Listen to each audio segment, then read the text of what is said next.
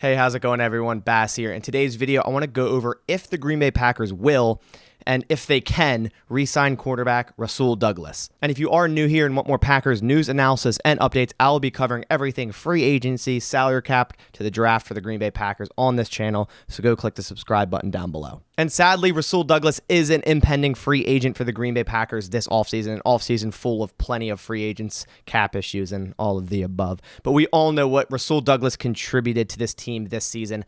I mean, what a performance by Rasul this entire season. Came into the team on week 6 off the Arizona Cardinals practice squad, thrown into a starter position that exact week, and never looked back. And Rasul really steadied this Green Bay defense in 2021 in a time of need where Jair Alexander went out with that shoulder injury, Eric Stokes being a rookie corner, Kevin King being on and off the team due to injury per usual. And he played smart, physical, and damn good in all of his 13 games. And just quickly going over the stats real quick, 50 total tackles, only allowed 330 yards on 33 receptions, 5 interceptions, of course, 2 of which he returned for touchdowns, 6 pass breakups, allowed a quarterback rating of 49.6, played like a top 10 cornerback in the NFL, and also had a top 10 coverage grade via PFF for all cornerbacks. Just an absurd find by general manager Brian Gutekunst, and I'm so happy he was part of this team. So a lot of us fans, myself included, knowing the cap issues going into this 2022 offseason and how Rasul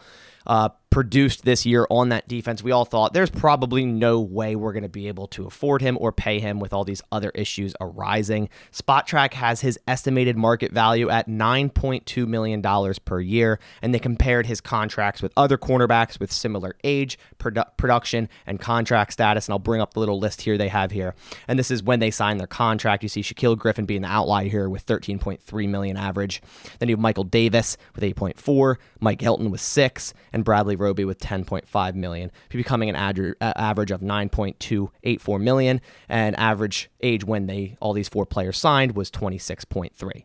And I truly think if Rasul Douglas, when free agency comes around, decided to go on the open market and see what offers he could get, he could easily command $7 million to $8 million per year easily, and we can't really get mad at that, He earned this. He deserved to go out there and get paid. He definitely contributed so much more than a lot of us thought. I don't think there's anyone that guessed that he was just going to come in and all of a sudden be, a top corner on this team and produce like he did. So if he wanted to go get paid by another team and get paid $8 million per year, we cannot blame him. But then on Monday, Rasul Douglas had his end-of-season press conference, and he had this to say about potentially returning to Green Bay. Quote, "Probably a little more," Douglas said Monday when he was asked if it would take a lot more than the veteran minimum he made this year. And then he also said nothing crazy. So it's very clear this is 100% possible, and the Packers could probably sign him to a lot less than this projected $9.2 million per year. Green Bay signed him to a 1-year, $990,000 contract last year, right around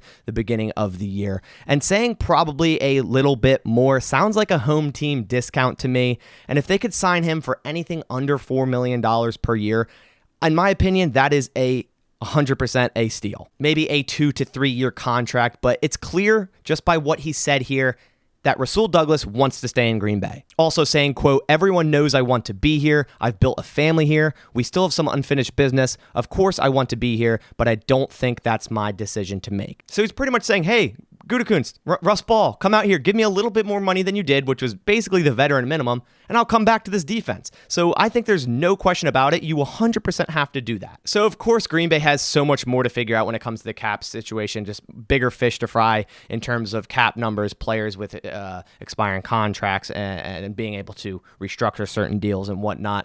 But they still should be able to get this done at the end of the day. Now, Kevin King and Chandon Sullivan are also impending free agents for the cornerback room, but I would 100% think the Packers would prioritize Rasul Douglas over the both of them. All in all, having Jair Alexander, Rasul Douglas, Eric Stokes, and Shamar Jean-Charles in the cornerback room next year would probably be one of the better, if not the best, cornerback rooms in the NFL. But I want to hear your thoughts down in the comments. Let me know down in the comments if you think the Packers should retain Rasul Douglas, and what would be your market cap. How much per year million per year would be your cap. I think anything under $4 million is a complete steal. I mean, personally, I think he deserves $7-8 million, but if he really wants to stay in Green Bay, which it seems like he does, he has family here, he wants this to be his team. This is the team that gave him that chance, that allowed him to succeed and show what he can do.